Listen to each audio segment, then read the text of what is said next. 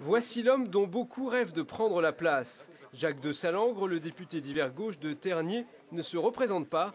Et pour lui succéder, il a indiqué sa préférence. Frédéric Alliot, son ancien assistant parlementaire.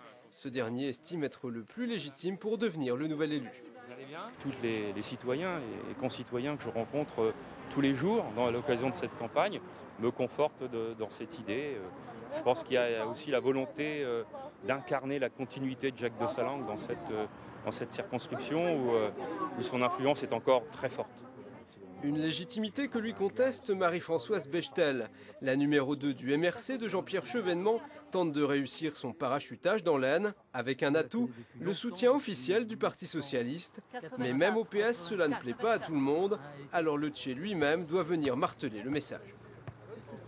Bechtel, présidentielle, c'est facile de se rappeler. Ne passeront au deuxième tour que ceux qui ont 12,5% des inscrits.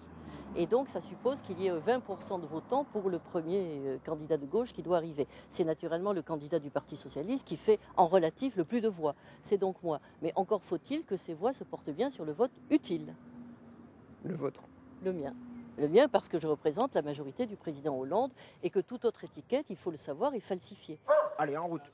Dans cette circonscription qui compte des bastions traditionnels de l'extrême gauche comme Tergnier, Jean-Luc Lanouille, vice-président communiste du Conseil général et candidat à Front de gauche, compte bien lui bénéficier de sa notoriété d'élu local et surfer sur la vague Mélenchon au risque de renforcer la division de la gauche.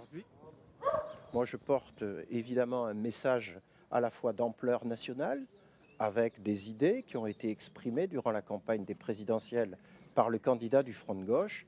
Et puis ensuite, bien sûr, il y a toute notre spécificité sur un territoire que nous connaissons bien, qui souffre beaucoup de la crise et qui a besoin évidemment d'être très sérieusement épaulé.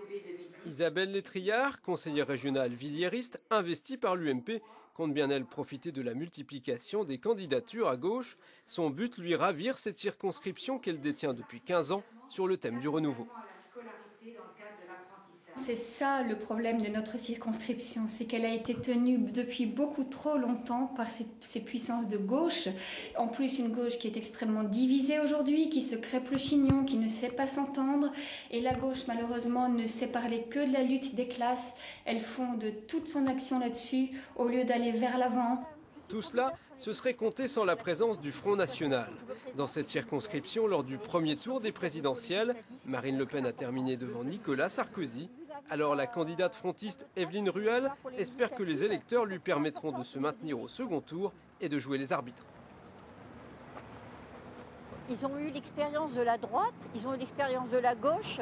On est revenu sur la gauche. Apparemment, ça débute mal. Donc on espère qu'avec Marine Le Pen, les choses vont enfin bouger. 6 autres candidats sont en lice pour cette élection. Barbara Knockert, Stéphanie Lebé, Laetitia Voisin, Charles-Édouard Lauriston, Michel Sapori et Martine Lehideux.